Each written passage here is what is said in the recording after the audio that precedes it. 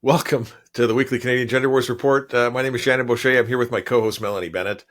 We've been on a little bit of a hiatus for the last couple of weeks. In late January, we did the National Parents Summit. The Parents' Rights Coalition of Canada hosted. And for the last couple of weeks, some of our team have been processing videos and putting up some of the segments of the work that we did on that day. People like David Millard Haskell and Bruce Pardy, lawyer from Queen's University. Father David Toder did a great presentation on books and libraries across Canada. And I took the opportunity, Melanie and I, to get a little break. I've been reading Harry Potter.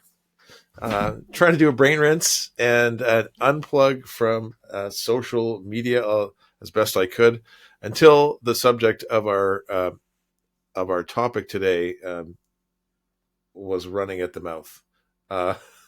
We'll get into that in a couple of minutes. Melanie, you've been working on some projects in your little hiatus. A lot more brain horsepower required than J.K. Rowling. What have you been up to?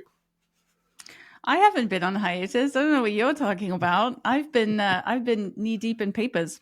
Last week, well, we did have a hiatus from the gender wars, but I decided I wanted to try to put something out for everyone, and I'd been reading a lot about queer pedagogy or the teaching teachers, teaching methods, and I put out a video. So last week I put out a video on what is a queer child through the literature, all the way down to policy and the toolkit, using examples from here, the region that I'm in, and the toolkit for the Ontario teachers. So I put that out, and I have some plans to put out a few more of those. It seemed to be well received. I think people liked it. So I'm going to maybe try to put out a few more. So look out for those. Well, you're getting some attention, right?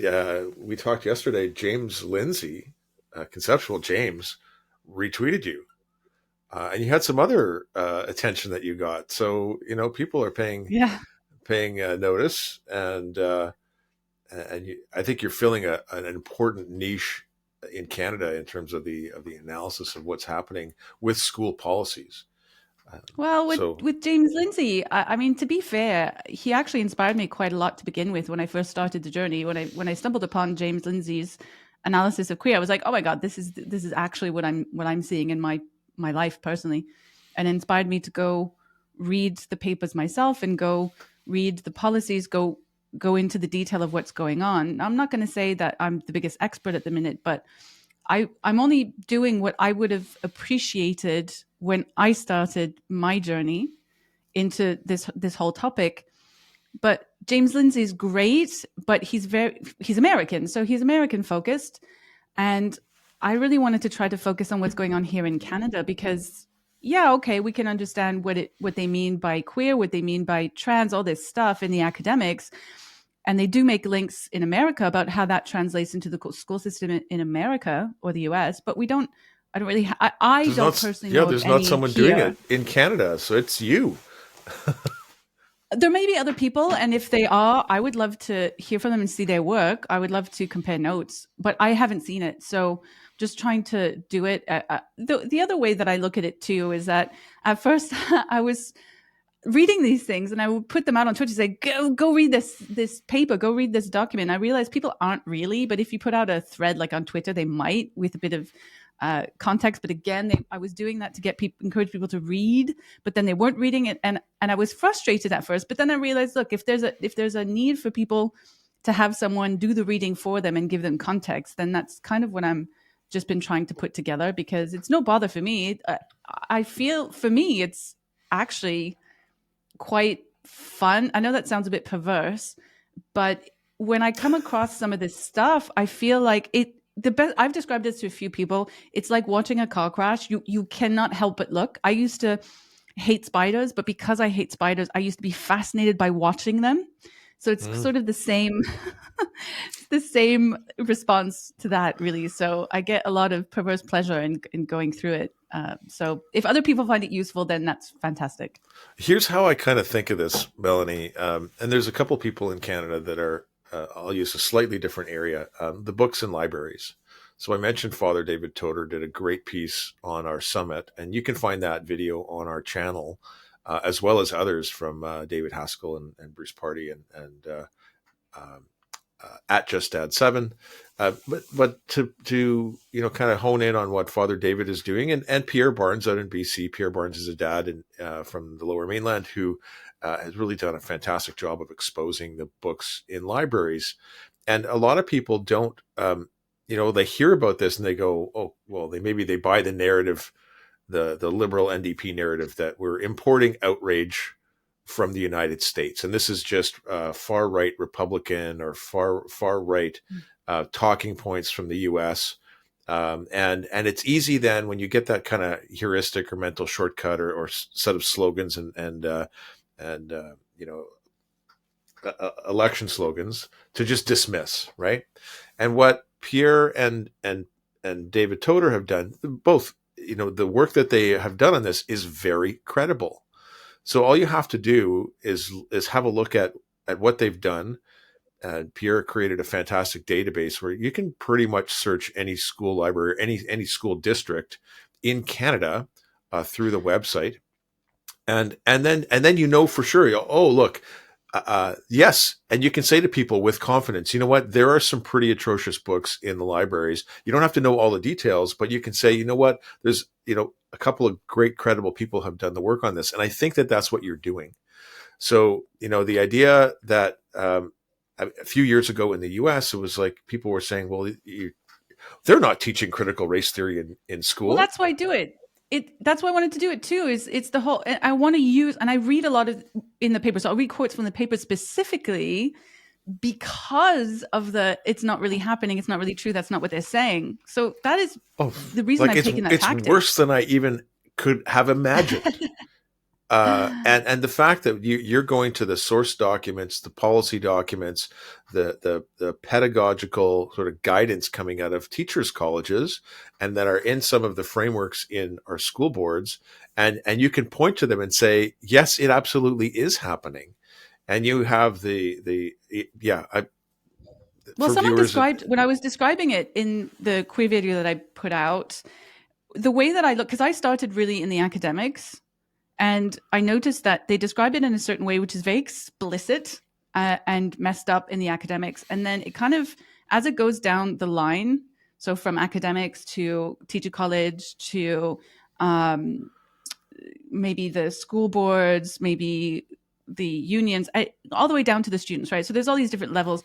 It seems to get softened all the way down the line. And one thing I point out in the video, if anyone's interested or maybe you've watched it, that by the time it gets to the school, like the toolkit, for example, and I gave examples from the York Region District School Board, when they describe queer, so I take a lot of time going through the academics, how they describe queer, which is an identity without an essence. It is undoing of identity and blah, blah, blah. And by the time you get down to the actual school and the teachers, who are already primed to begin with, but they use like the 519 here in Ontario. The 519 is an activist organization who fully understand what they really mean by queer, and they're simply describing it as just being a bit different. And yet they know that that's not the case. So there's a lot of, I called it softening in the video.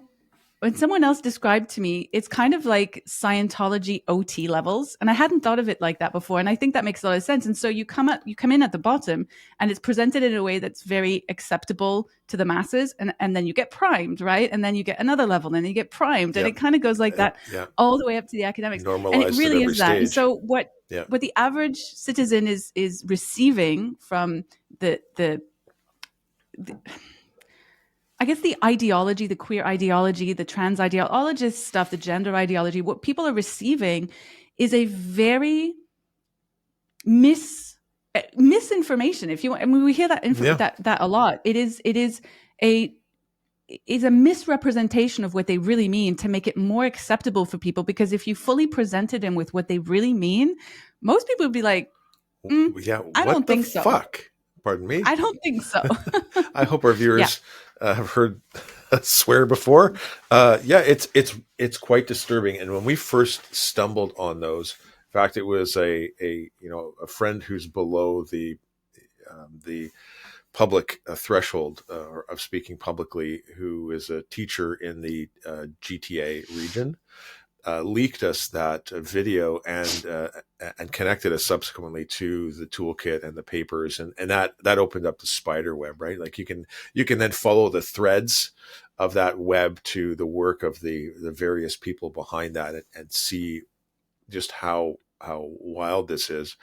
Um, Yeah, I'll just end this part of the conversation by saying that I'm now focusing some attention on the authors of the toolkit and their own publications, and I've come across some fun stuff in there as well. So yeah, hopefully I'll be able to get that out to people soon. I'm still getting my head around it.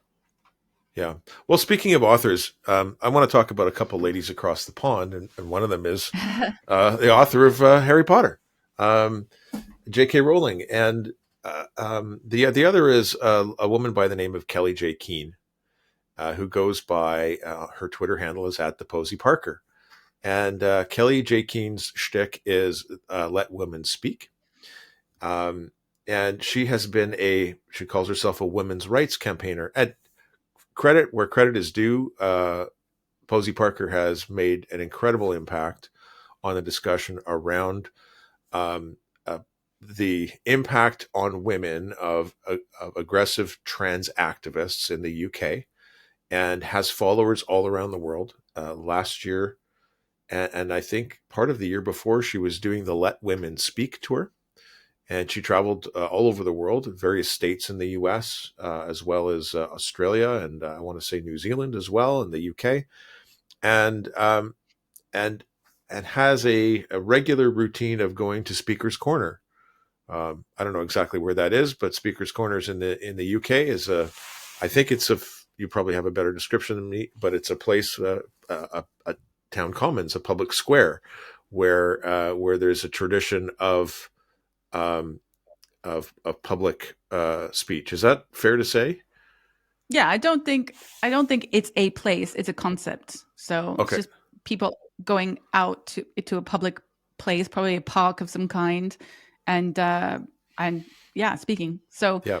it could be anywhere. And I think she So, goes she does it, I think she does it every Sunday and goes all over the country. So it's not like a place, right? But it'd be all kinds of different places, but the concept is the important thing. yeah. Now it's between Kelly J. Keene and J.K. Rowling and some other really strong women in the UK, that the term TERF emerged. There might be some nuance to that line of origin, but TERF means it started as a pejorative, as an attack by the trans activists. It means or stands for trans exclusionary radical feminist. And I've been called a TERF plenty of times, even though I'm not a woman and I'm not a feminist, and I don't consider myself a radical. But okay, and the TERFs managed to appropriate the term themselves, to turn it into a badge of honor, and kind of like we're not seeing it so much anymore. The attack term transphobic, because it's not sticking, right? Being called a Yeah, you don't. transphobe. That's a good observation. A lot has changed in the last couple of years. And we don't hear that attack. People still use it, but it doesn't have the same impact. The media is not using it the same way. It used to be that any criticism whatsoever was called transphobic, and being labeled transphobic was enough to get people investigated, fired, smeared in the media, in the blogosphere, et cetera, et cetera. And the tactics of the trans activists were really to mobilize mobs of people online, identify the TERF. I mean, there are T-shirts and there are memes. Kill the TERFs. Like the level of aggression and rhetoric mobilized and hatred towards women speaking out is exceptional. So Kelly J. Keene and other strong women like her deserve a lot of credit. And today she's going to get some criticism. And earlier this week, you and I were put on a list, along with a bunch of other Canadians and a couple people from the States. Leslie Elliott. Leslie Elliott. She's just lovely. I'm so happy her and Benjamin Boyce got married. Leslie is a very, calm. She studied clinical therapy and thoughtful. And anyway, so people like Leslie were put on because everyone on the list had in some fashion. Eva Kurilova was another person named here. Uh, in some fashion, had interactions or have interactions with Julia Malott. Uh, and Julia Malott is a trans-identified male. Julia, you and I both know her, and I'll use she pronouns. People are going to object to that, but that's what I'm comfortable with, and I feel to me that Julia has earned that level of respect and camaraderie. And Julia is actually fine with whatever pronoun you want to use. If you want to refer to Julia as a he, that's fine with him. But is a biological male, acknowledges his biological maleness, that he is a trans person who's transitioned from male to female, had surgeries, has been on hormones for a number of years, and is a regular columnist for the National Post. Ran for school board trustee a couple of years ago on the same sort of election cycle that a bunch of us did in Ontario and in BC, and is not a trans activist, and as such presents a voice that is not activist driven, not the same way that the ideologues are driving this. And I feel comfortable in saying Julia takes some exception to the bad name that the activists give to trans people. Now that association is problematic. Now I said we were going to talk about a couple women from across the pond. Most people know the story of J.K. Rowling by now. J.K. Rowling was identified she put up a tweet in 2021, and it was something like, love whomever you please, dress however you want, call yourself whatever name that you feel appropriate, and live the life that's best for you. And there's a boundary that's getting crossed. I'm embellishing here a little bit. You can look up the tweet. It's famous, about trans women entering women's spaces. Now, J.K. Rowling is a victim of domestic abuse. And that is part of what inspired her in the writing of Harry Potter. Because domestic abusers, whether they're men or women, people with personality disorders, tend to operate with the same authoritarian patterns. And so you see the authoritarian patterns that she describes in the Harry Potter books. Voldemort, who shall not be named, all of the authoritarianism that's laid out is a fairly good representation of how bullies and authoritarians work. And so as such, and being a defender of women and a supporter of women who are victims of domestic abuse, she's given hundreds of millions of dollars, if not more, to women's causes. And so when she put up this tweet a couple of years ago, she was making a statement about, we don't want men in women's spaces. And there's a bunch of reasons for that we won't get into. But anyone who liked J.K. Rowling tweets after that became subject to mobbings. If you were a person of any kind of influence, if you liked a J.K. Rowling tweet, people would actually go through and look at the lists of people who had liked J.K. Rowling tweets, and the trans activists would go after them. People have been investigated and fired and publicly shamed and humiliated. And these trans activists use a set of tactics, mobbing and bullying tactics, to police wrongthink and to enforce the ideology. And that kind of, have you paid attention to the James Lindsay videos on what was the Maoist Chinese method? You're talking about struggle sessions? Struggle sessions. Have you watched those? I'm sure I've come across a number of them. Do you feel comfortable specifically telling people what a struggle session is? Yeah, sure. Interesting that you talk about, I didn't know you were going to bring up J.K. Rowling, but it's interesting because I'm sure a lot of people were on a list for liking J.K. Rowling. or Yeah. even having any kind of association with J.K. Rowling. Oh, it But became anyway, toxic to even be seen with a Harry Potter book. yeah. Yeah. So struggle session, the long and the short of it, the idea. So look, I'm not an expert, but just the concept is that you in group criticize someone for not having the correct opinion. So in Mao's Red Army, the young people, not red, yeah, it's like the Red Guard, young people who were taught with Mao's little red book of, I don't know, I can't remember what was in the red book, but this is what you're supposed to know. This is how you're supposed to behave. This is the correct opinions. This is what you're not supposed to say.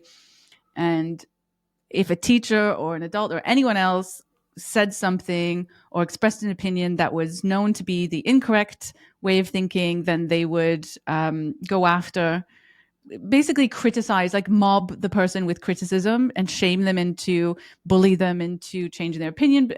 And then you have the other level of that, which is individuals. I think down the line, individuals would then start being put in the Chinese version of gulags, re-education camps, I think is called.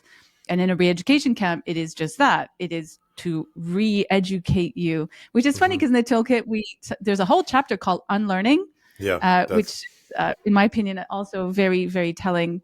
But the idea is to put the person through daily interrogations about how they're thinking, and if they're not thinking and saying the right thing, is to keep putting pressure on that person constantly until not only are they saying the right thing, but they believe it, right? So hmm there's all kinds of methods involved in that, which I'm not an Well, expert things on. like forced confessions, um, Yeah, but and it's about pressuring the person over a long period of time, or however long it takes, until they're not just saying the thing, but they believe it. So yeah, it's brainwashing. And then the long and the short of it is pressure based brainwashing. social abuse, and the people driving the struggle sessions would also go after friends and family. So they go Yes. after your associations, and they would start. They would extend the struggle sessions to those people, and in a lot of cases, those people weren't the people with the wrong think, and so they would kind of enlist them as like flying Well, monkeys, it's let's another say. means of putting the pressure on to get you to think correctly. Right. Yeah. So back to the list, right? So we got put on a list that Kelly J. Keene amplified. It was someone else who drafted the list, someone obviously who keeps those lists of known associates of wrongthink, of people who are enemies of the movement. And clearly we can infer that Julia Malott has been identified as an enemy. We've seen this before, excuse me, um, where uh, Julia is it doesn't matter what she says, is automatically lumped into the category of trans activist, of predator, of autogynephile, with all of the worst associations and stereotypes. Now, for me, the uh, I don't see the evidence of toxic behavior from Julia. I'm going to disagree with you.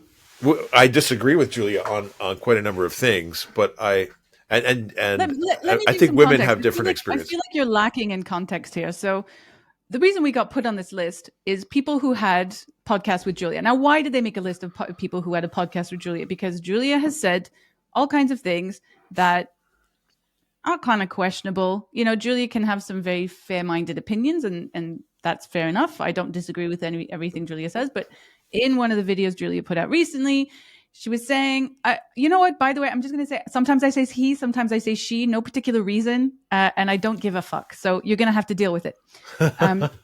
So Julia had said something.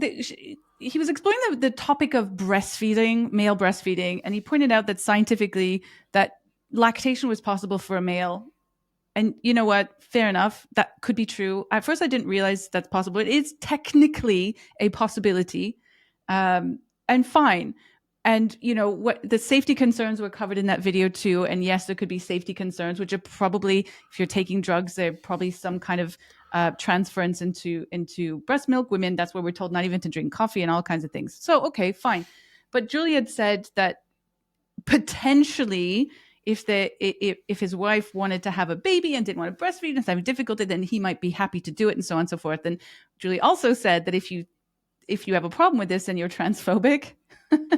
So Julia has some hot takes. I didn't catch that part. Oh yeah, there's a bit about like, well, if you have a problem with this and you don't criticize the women who drink coffee and take other medications during breastfeeding, then you're transphobic. So, Julia has hot takes sometimes. I'm not going to lie. I roll my eyes and I just think, seriously, are you playing victim now? Because you knew that people would have a strong reaction, even like fair-minded people have a strong reaction to what you're saying, Julia. So if this is new to you viewers and listeners, I'm guessing that a couple of seconds ago, you had a really strong reaction. Like, what the hell? Men breastfeeding. Yeah. What Julia does not cover there, I'll just finish. What Julia does not cover there is that, okay, all of these things are possible, okay? But what Julia didn't even mention is that we already know that by allowing males in female spaces, there have been some abuses, many abuses. In fact, I don't know if they're on the rise, but there's a lot of them. By somehow, just because you can do it scientifically, completely ignoring the fact that there are males who will do this because they have a fetish. Like, that is a thing. And it's to ignore that yeah. is, I think you're missing the point here. And there's a reason people are getting pissed off. Now, that does not mean that Julia deserves to be called an abuser for a child that doesn't even exist. Like, they're going after Julia about this baby being abused. This baby doesn't exist. It's a hypothetical baby in a hypothetical situation. So there's all kinds of things going on with the histrionics here. But, I'm not going to defend Julia in the sense, I'm going to defend that Julia doesn't deserve what Julia got. Yep. Likewise. But at the same time, you're going to say something that's going to, even the people that are fair-minded and not going to go after you are going to be rolling their eyes. Like, yeah, Julia had to. Her and I had a conversation a couple of days ago, and I expressed my look. I have, like many people, I think most people have a visceral reaction when they understand what's happening. This is, I feel my disgust sensitivity flare up. That's the technical term. Formula is perfectly acceptable if you want to feed your baby as a man. As just about as revolting an idea for me, and it's visceral, it's emotional, it's coming from my body. It's not my intellect here. I'm not going to try and rationalize those feelings away, because I've described what my feelings are, and they come from feelings. They don't come from thoughts. Okay. That's not defending them. That's not saying I'm going to let my rationality override my emotions here. My emotions and my feelings about this are what they are.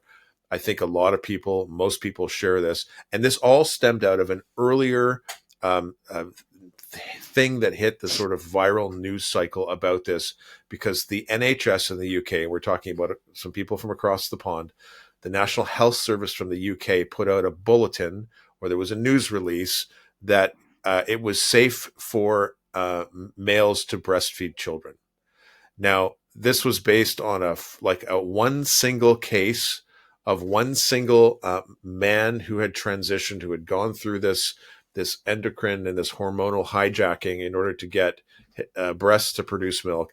Apparently, it wasn't even the fluid that he produced that was used in the study for the NHS. So this was an activist-driven news release, an ideological piece, and no discussion about the ethics. No discussion about the ethics. No, where that leads. Yeah, and the conversation I had with Julia, I pointed out that I think that this is a significant question under the domain of transhumanism. This is like, what are we doing with technology to our bodies, and should it be done or not? And that's a very significant set of questions, set of questions that we're going to have to answer as we're moving rapidly into the science fiction future that we, seem to be. Well, the world we're living in today is science fiction from 40 years ago already, but now we're moving in this direction, and we need to have reasonable discourse around the morality of transhumanism. But by the by, that happened. People got put on the list. People got put on the list because Yep. got really upset that Julia expressed Julia's opinion, which is Julia's opinion. And this person had put a list of anybody who had a podcast or I think it was meant to be anyone who platformed Julia was on this list, and they had to be taught a lesson not to platform these abusive AGPs. That's the gist, right? Yep. And I just want to point out that, I had a conversation with Julia on this channel. And the funny thing is, the conversation I had with Julia on this channel was actually after AGP Gate, where people went after Julia because of something Phil Lilly said at GenSpect. Yep. And they went after GenSpect as well. Yeah. The point of the conversation was about the behavior that we saw this week, was about noticing an increase in histrionic behavior coming from people with a desire to tell other people what they can and cannot say. This whole idea of platforming, to me, is ridiculous. Like, simply having a conversation with someone is somehow immoral, right? Mm-hmm. Now, I can speak to people that I disagree with. I can speak to people that I agree with. I think that's a very important thing. We should all be aiming to do that, frankly, at this point. But that was the point of the conversation on the channel, right? And in there was, I just wanted to say that there was, so for example, Julia and I both agree that there were pressure for young boys, especially young boys, to transition early before puberty and go on puberty blockers so they pass better. We agree on that point. Where Julia and I differ is that Julia thinks that this is a reason to have children transition at a young age. And for me, that's not. For me, that's a question about society and culture, not about transitioning children through a medical pathway. So we differ on that. But we both agree that, yes, this is happening. There is pressure for young boys, and that can be because, you see it with both coming from the trans activist side, people who support that, saying you have to pass, you have to pass, you have to pass, right? Because older trans people didn't pass and they feel the pressure. And it's also coming from the gender critical side that, whether we accept it or not, there's a strong pressure not to be accepting of gender non-conforming males. You see it as in how people attack Julia for Julia's appearance, right? So that does exist, and to not admit that is you shutting your eyes to reality. But by doing that, the idea, I think a lot of the impression that some people get is that, I just agree with Julia on everything, and I don't put enough pressure and so on and so forth because I'm having a fair conversation, right? And I just cannot get my head around thinking that way. Anyway, so I'm having a bit of rant, but the point of this was just to say that the irony is the conversation I had with Julia on this channel was about this behavior where people are attacking and not listening. Yeah. Effectively, the struggle session happened a couple of ways. The struggle session is aimed at Julia, to silence Julia, or to, shame or humiliate. And the people put on the list were being conscripted as proxies to go after Julia, to renounce or denounce or reject or to beg forgiveness for having associations. When you get put on a list like that, and Kelly J. Keane and the person who created the list did not even name Julia. No. Right. So this is a triangulation, right? Instead of going to Julia and saying, and Julia did get mobbed. It was a very difficult week from a social media perspective for Julia. But the attendant sort of list and the call for denunciation from people who know Julia on this topic was also very manipulative. And I chose, I recognize I made a choice. I recognized the choice as I was making it. A couple of things you can do one of the great sales trainers and mentors that I worked with years and years ago said that when you're dealing with an objection or a stumbling block, there's three things you can do. You can address it head on. You can kind of ignore it and go around it, or you can try and argue it. Try and logic your way through it. And I chose to address it head on. And other people, Leslie Elliott, made a very thoughtful comment in the response, and I chose to call out Kelly J. Keane for the really manipulative behavior that I think that she has engaged in. Well, look, I can say that nobody reached out to me to talk to me. I don't think anyone reached out to you to talk to you. I don't know that anyone in my network of the people I know on that list, I don't know that anybody reached out to them to talk to them. So there was no attempt to contact any of these people on the list and ask them anything. So the point of that list is to shame people into compliance. Yep. That's the point of that list. And like you, I don't respond well to being bullied by anyone. I don't.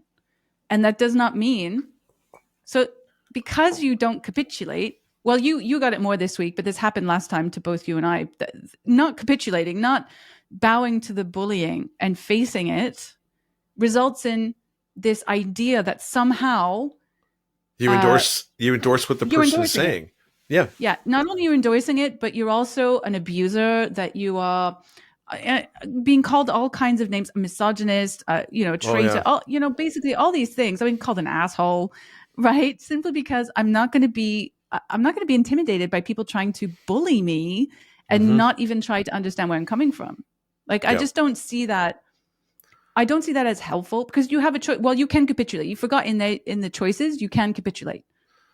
Yes, and when you do that, when you do that, if you capitulate, then they don't believe you. So there's people who are running in circles with me still today, 4 or 5 days after this mobbing started, telling me that I'm defending males who are breastfeeding. And I've never said that. In fact, I said multiple times, not that I have to, and not that I was saying it because I was pressured, because I'm on the record well before this as saying, this is gross. Okay. But I'm not just lumped into that category of defending this practice. I'm then called a child abuser. I'm called a trans activist. Last time we had this problem, I think there's a rumor going around right now that I support child transition because of that. And like, the point is, if you look at my entire body of work, if you look at your entire body of work, I don't think there's anything that suggests that you are this misogynistic woman hater, that you support AGP abusers. Like, none of this stuff is true, right? But the point is to try to influence other people into thinking you're a bad person. It's that struggle session. It's about getting other people not to listen to you. It's this moralizing, I just hope that people see through it. Well, some people do. I think I lost about 200 followers, which is about, well, I don't know. I don't chase followers. I think I have about 6,500, or I had close to 6,700. I'm down to 65, whatever. You know what? I'm glad that either that was a combination of me blocking people and rad femmes and quite frankly, nut bars unfollowing me out of spite. Fine. Good riddance. But I also picked up followers. Thanks, Andrew Doyle. Hi. Nice to meet you. Well, that's the other thing. In both these, so I didn't respond much in this session because I was like, I've been really busy. So I didn't pay all that much attention to it. But same as this time as last time, I gained followers. I've gained support, people actually coming out and saying, no, I don't agree with you. So I don't think this is necessarily having the effect that what it's doing is it's shining a light on our channel and making people curious about what it is that we do. And I've also gained followers over it, even though I didn't even say that much. So it's not having that effect. I do worry though about whether or not this is becoming more of a thing, like more acceptable for people, a position for people to take, to be irrational in this way and not actually take a step back. Like, I don't know if that's an increasing thing. It's something that I've increasingly noticed over time. Like, even with the, because it generally, let's be honest, tends to be the women that do this. and the ones that see themselves as TERFs. And now we have these ultras who see themselves, great name, because they're ultra crazy, if you want my opinion, because that's not how you win hearts and minds, ladies. Yeah. But I do wonder if this is maybe an increasing problem or not. Well, another way to talk about this, we use the term struggle session, and it only occurred to me 48 hours into it that holy shit, I'm being struggled. Yeah. I called out, and I did it, I think, with a fair moderation in my tone in the first couple engagements I had with Kelly J. Keane. I said, this is toxic female aggression. It is social aggression. It's typical of teenage girls. I don't know. You pulled out the C word pretty fast, which is hilarious. I did. Because I wanted to punctuate what I was saying. Rightly deserved, in my opinion. And I thought that there's only one word for this behavior. So teen. We all know the teen mean girl dynamic. You have a head girl, the nasty popular one who's got a let's call it a posse around her. She's got her little clique, and she starts a rumor against a target girl.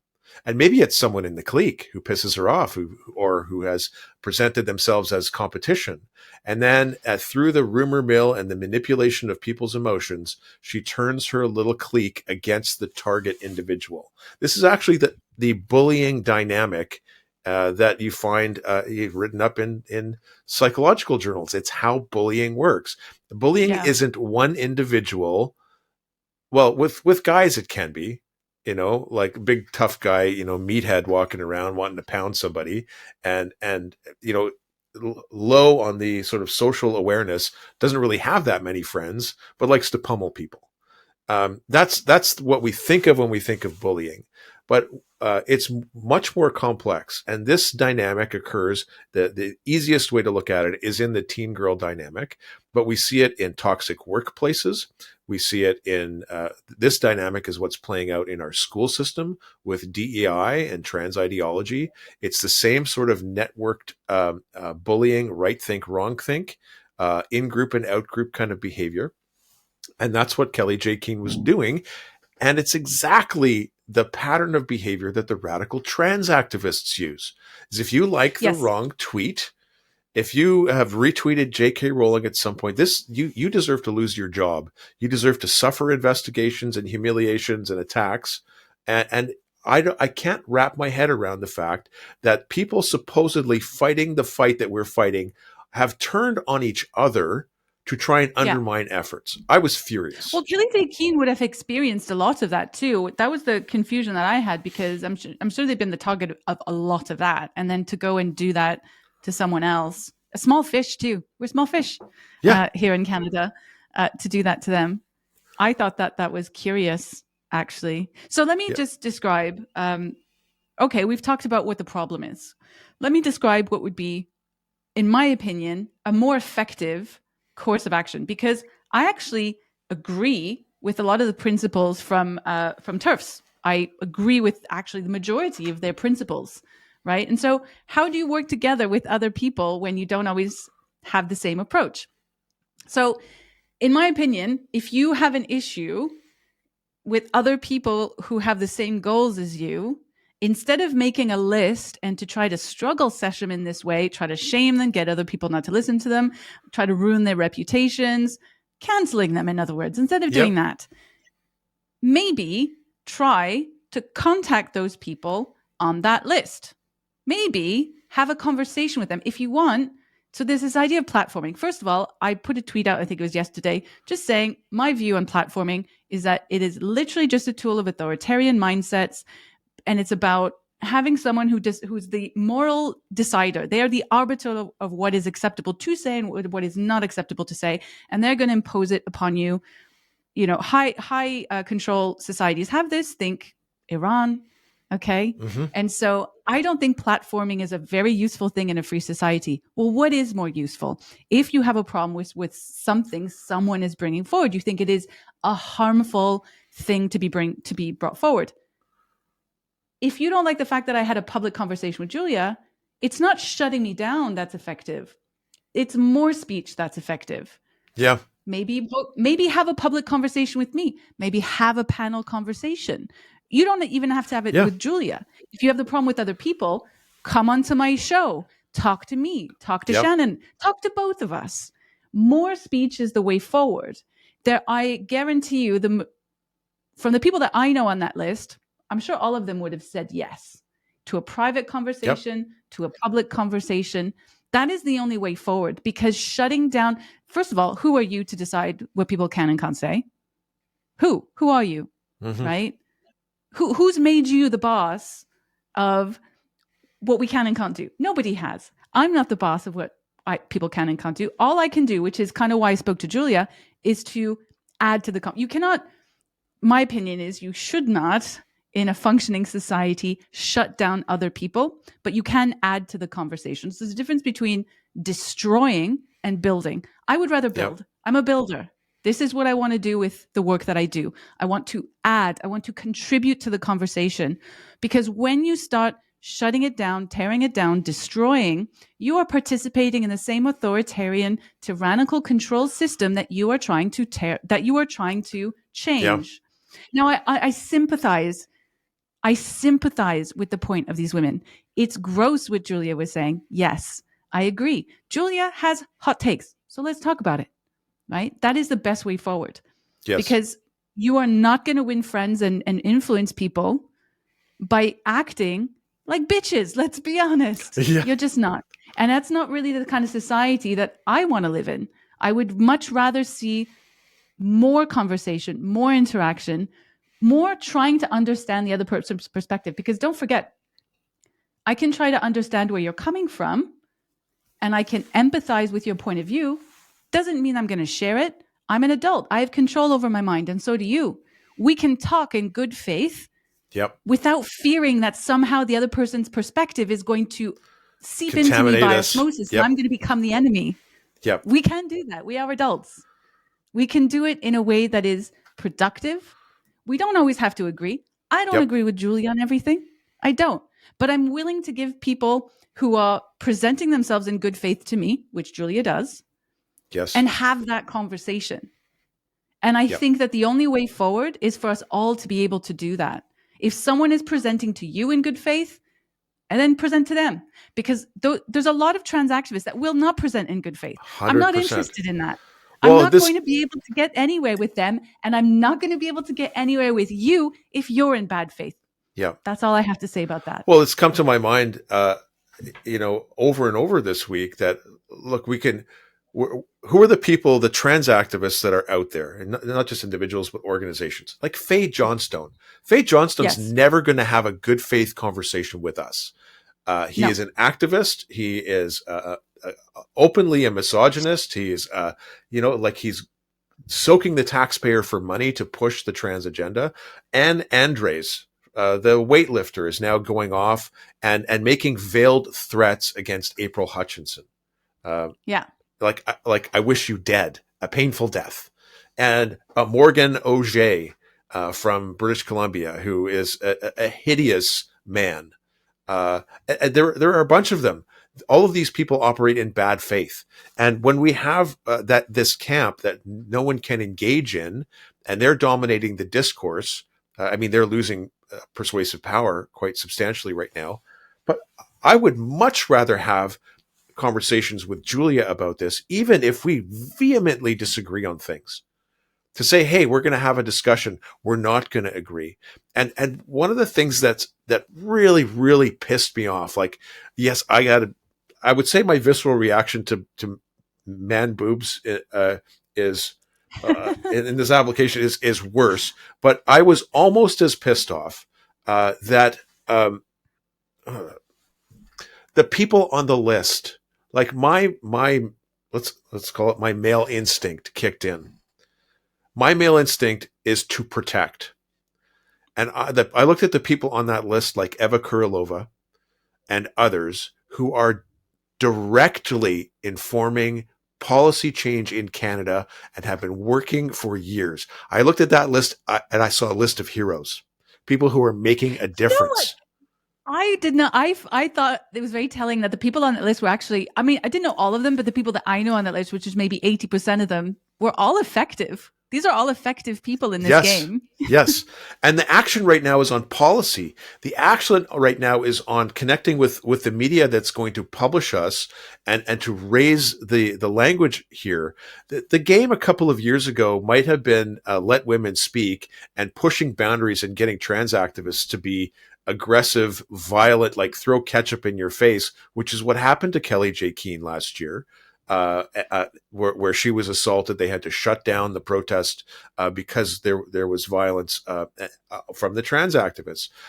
The action now has moved. The ball is not on the street corner anymore. It's in the boardrooms. It's in the policy discussions. It's in the connecting of the people who've been behind the scenes doing really important research, like you're doing with the schools. Pedagogy stuff, doing research in systematic reviews, in writing policy documents like Just Add 7 and another anonymous contributor behind the scenes have been doing to get the right tools and the right well-researched information into the hands of policymakers so they can make appropriate policy. That's where the action is. And I was so mad that Kelly J. Keane would stick her nose into this or like a fork in the spokes to try and undermine this good work that's happening in Canada. I think she should be ashamed, but I don't think she has the capacity. Well, look, at the end of the day, Kelly's not going to watch this show, but if you are, I'll talk to you. I'll talk to anyone. You know what? Like I said, even if Faye Johnstone suddenly decided to present in good faith, I would be cautious. I would take time. Yep. But how else are we going to move forward? I mean, people change sometimes. I mean, my experience is that doesn't happen often, but sometimes they do. And if we're not willing to make those efforts with people that we disagree on, we're not heading in a good direction. We are heading in the kind of direction that is authoritarian. Now, whether that is authoritarian in favor of trans activism or authoritarian in favor of rigid conservative values doesn't matter, right? Because the principle here, well, my point is that I really believe that we need to remember things like free speech is really important and why that's really important and what that means. And it doesn't just apply when you're speaking. It also applies when other people are speaking.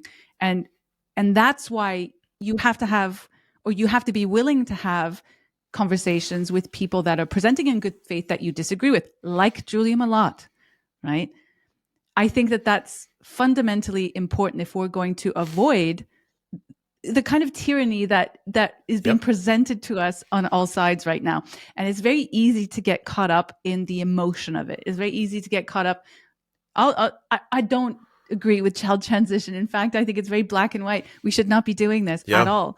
And that's what I advocate for. And I'm trying to show how that's been presented over time, right? But that doesn't mean that we can't have a conversation about that for adults, for example. People need to be able to have those things, because right now what's happened in Canada is that all these decisions have been made and imposed upon people without proper consultation across the board. And now there's like a pushback, right? But any kind of tyranny on the narrative, the control of the narrative, is going to take you in exactly the same place as what you're fighting. So yes, we're fighting child transition. Yes, we're fighting. Well, I'm certainly fighting against queer incursion because, frankly, I think queer ideology is a bit evil. But not just a bit. Yeah, but it's more than that. Beyond this queer stuff that I'm working on, you have issues around race. You have issues around even the way that climate change is being imposed upon people, the rules around that, right? There's a lot of tyrannical incursion into people's lives that are based in the acceptance of imposing views upon other people. In the past, that might have been Christian values, but now it's becoming this like progressive leftism sort of imposition upon people. But if you fight that with the same kind of tyrannical expectation, we're going to end up in the same place. So I'm probably going around in replacing radical trans activists, just replacing those TRAs, the trans rights activists, with radical TERFs or ultra TERFs. That's what I'm trying to fight. Yep.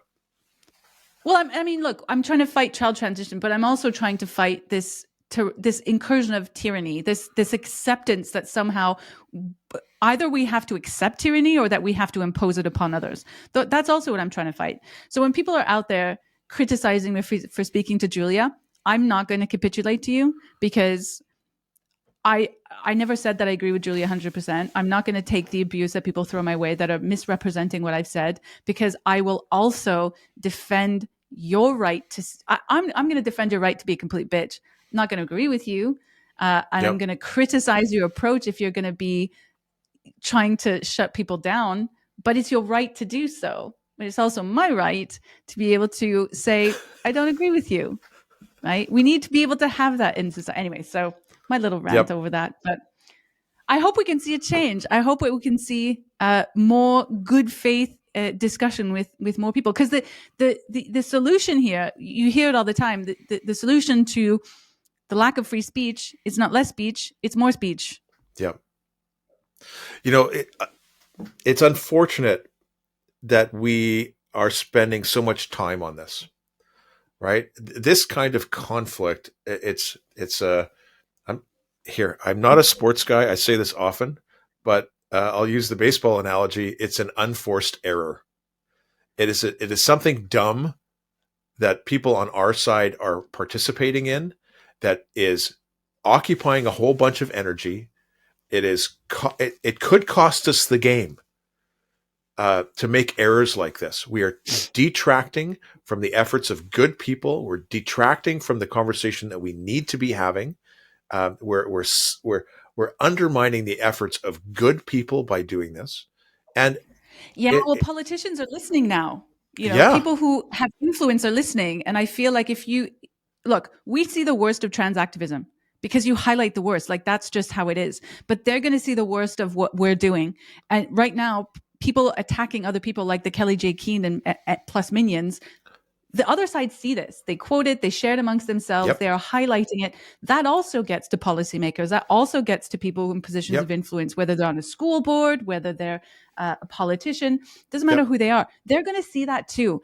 And I get that you want to be pure and you want no LGBT to exist in the world and all that stuff. But let's be honest, if you actually want to make a difference, your behavior is going to be seen by other people. So it's not as yep. effective as you might think at this point. Well, And we're in if a you position here in Canada where we have the opportunity to be heard. We have the opportunity to be heard. So you yeah, need to think, do you want to win or do you want to be right?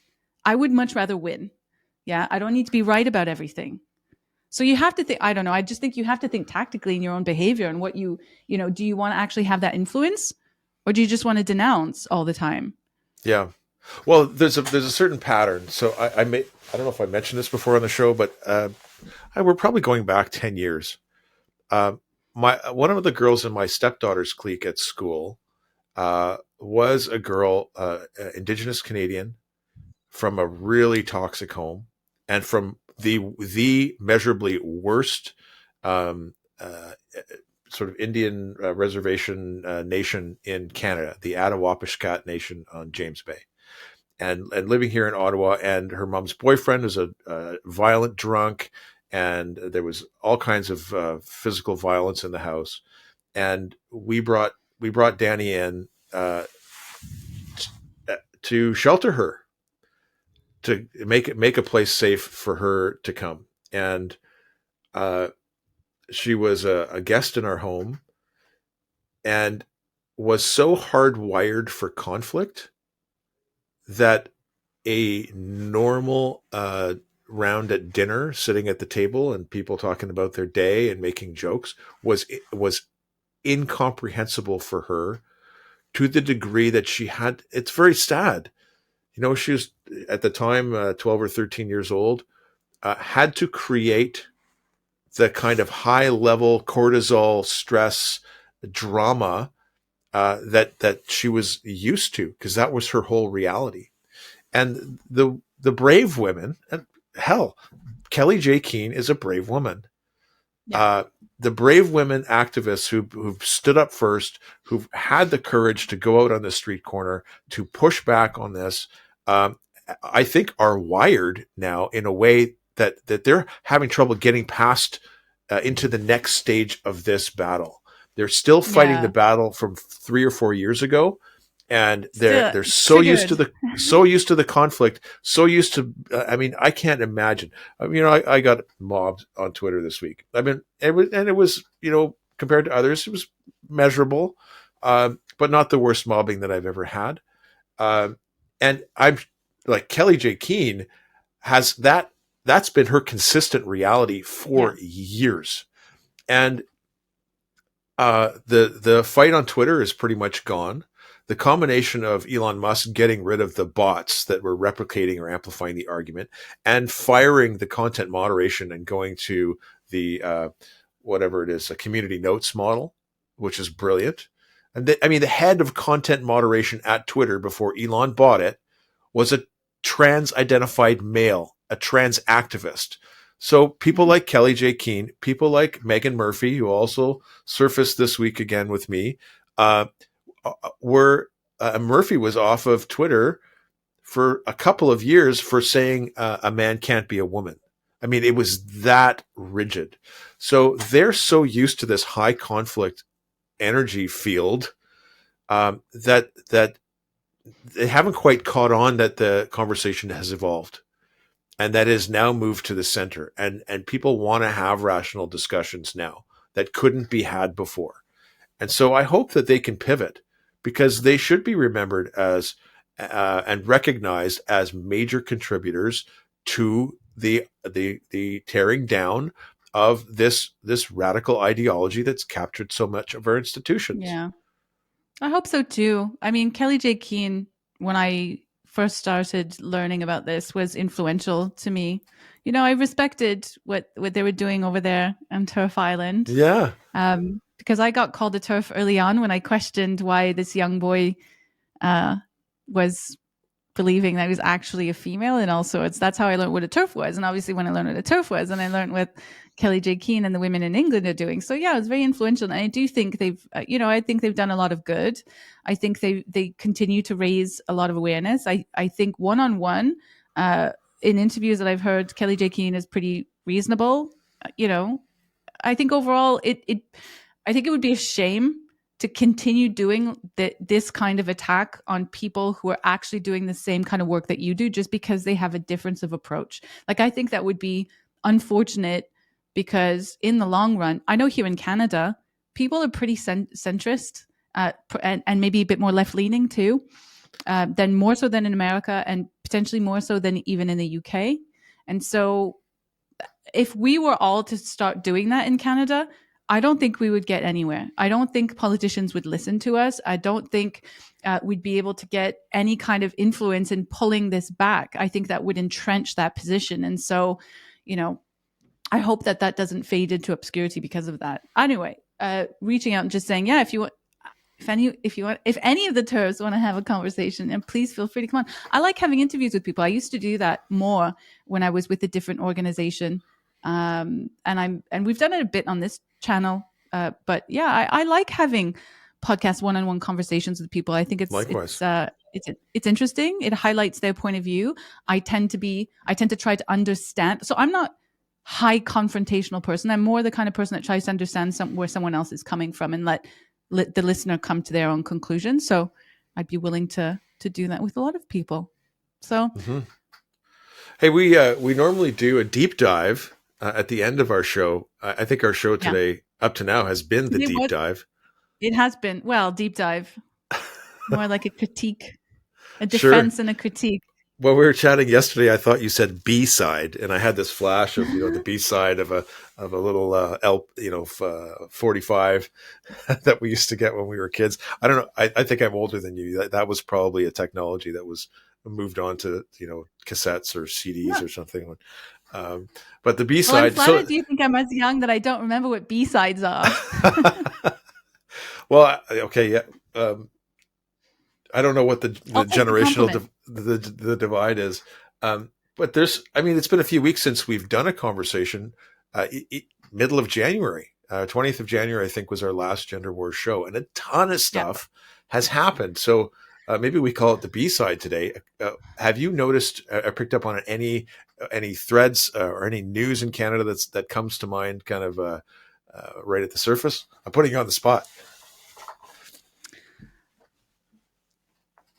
Have I? I've been so knee deep in the papers because I'm trying to write. I'm trying to put together.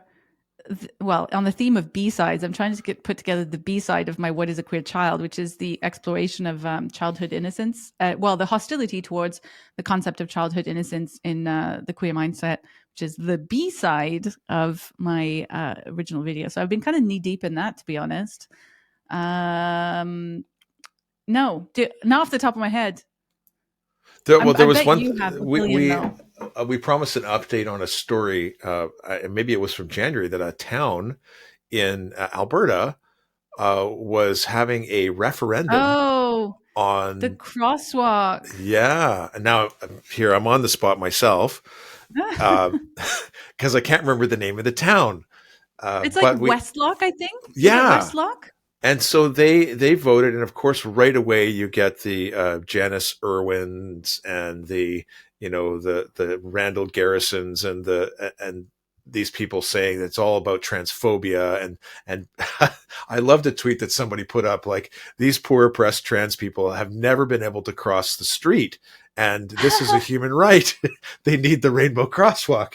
But really, the referendum was about flags and symbols flown by the municipality or township, and the vote was about Canadian flag, municipal and provincial flags only, as to be flown in the community, rather than have organizations represented by the taxpayers. And so it was a narrow margin. Speaking of Alberta. Mm-hmm. Oh, continue. Finish your thoughts. Sorry. Well, it was a narrow margin. It was only a couple hundred vote difference, but it came down on the side of let's keep the community neutral politically, and so this is one of the first towns in Canada that has passed I think an important policy on this. Yeah, let's depoliticize this stuff. Speaking of Alberta, there was the Prime Minister who went to Alberta this week, didn't he? And met with some LGBTQIA plus 2S, etc. activists. Yep. I don't know the ins and outs of it, but he definitely went there, and there was some pushback pointing out that he was saying that everyone's safe. Like, if you live in Canada, then obviously you're LGBTQIA, you are safe here. We support you, blah, blah, blah. But anyways, it's huge. I think he got hugely ratioed on Twitter as well. He used the opportunity to attack Albertans. Yeah. He called Albertans fools, broadly speaking, and attacked, of course, Daniel Smith. And then they put out a campaign video about inclusion and acceptance and transphobia. And basically it sounds like a trans activist produced the video. And for all the criticism that Trudeau got over the last couple of years to making decisions only based on the polls, it is absolutely clear that no polls were harmed in the making of this video or consulted, because the public opinion in Canada is so far on the other side of this.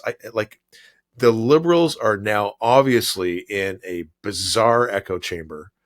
I'm curious as to see if Pierre Poilievre's predictions come true, that Trudeau will walk this back and he'll cave on this issue, or not, because it's becoming kind of scary. Because it's like if you are in an echo chamber, then you are so out of touch with reality that how could you even function as a prime minister? But then on the other hand, if you're fully aware, like if you're able to understand how your country is seeing things and yet not doing something, how are you even in power too? So that neither one of those situations are good situations as far as I can tell. So we'll see how that turns out, because I agree with you. What polls are you looking at? Yeah. Let me quickly look at my bookmarks and see what other things that have come up recently. Maybe we'll pick one or two more and then wrap it up for this week. Well, let me highlight. I mentioned David Millard Haskell. Professor Haskell from Wilfrid Laurier University was one of our guests at the Parents Summit, PRCOC, on the 27th, and you can watch his DEI presentation video. I didn't know this. He was very gracious with his time and with giving us the data on this, but he published last week in the through the Aristotle Foundation, a Canadian think tank, his research on diversity, equity, and inclusion. And he caught the news cycle. All the significant publications put up some information about David's findings, and this trickles down because diversity, equity, inclusion is the umbrella institutional term that includes trans activism, and it includes anti-racism and the various other things in critical theory. So it's really worth looking at. DEI doesn't work. In fact, it causes more problems than it solves. And I'm looking forward to presenting to the Ottawa School Board on DEI in a couple of weeks, early April. So as these polls are coming out, like we were talking about with Liberals not paying attention, we're starting to get more and more, let's call it proof. It's not social proof. It's actual data proof that Canadians are not on side with this stuff. So a year ago, just about, we had that Angus Reid poll about keeping secrets at school, a majority of Canadians. There was some super majority stats that came out in another study last week, which was Eric Hoffman, I want to say, or Kaufman, and published in the National Post. I don't know what you're talking about. 92% of Canadians surveyed are against the division of children by race in schools into oppressor and oppressed categories. 92%. So the anti-racism game, the DEI game is starting to catch that narrative. Trans activism and the transition of children, I think, Mia Ashton and I'm going to come to Mia in 1 second because something really awesome coming up. Mia Ashton and I spoke a couple of years ago, must be January of 2022, so 2 years ago now, that child transition is what breaks the back of woke. Yeah. The atrocities that are being committed against vulnerable children is what tears all this down. It's the crack in the dam, and all of a sudden now we have a much broader set of reference points on where the public feels, and it's absolutely clear. Like this video that Trudeau put out about protecting trans kids, that they're in the tiny minority. Unfortunately, the minority with power at the moment, but they're in the minority, and most people are not buying this.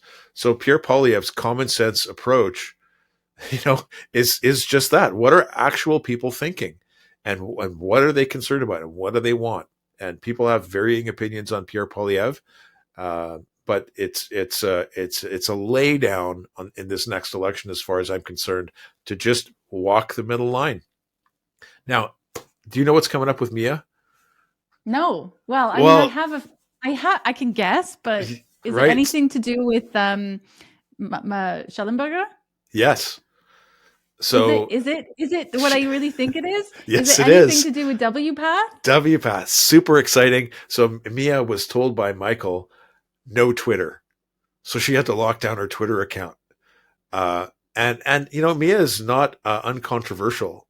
She's really strong on social media. Some of her threads are famous. Really, really great writer. But Michael Schellenberger has told her, lock it down. We don't want you on Twitter. We're friends on other platforms that are locked down, that aren't seen publicly. And she posted that she was in New York City a couple of days ago, and that they're preparing. She's celebrating her birthday. Happy birthday, Mia! And that they were preparing for the launch, or this break, and they want to take down the World Professional Association of Transgender Health, which is an activist organization. I'm not, I'm a proud Canadian. Mia's a Canadian. It fits within our Canadian Gender Wars report. This is going to be really exciting news in a couple of weeks. Might one say that they are trying to end WPATH? Yeah. And Well, it's that's getting, exciting. I can't it's wait. very exciting. And a lot of these organizations, another big study that came out from Finland this week on the suicide myth.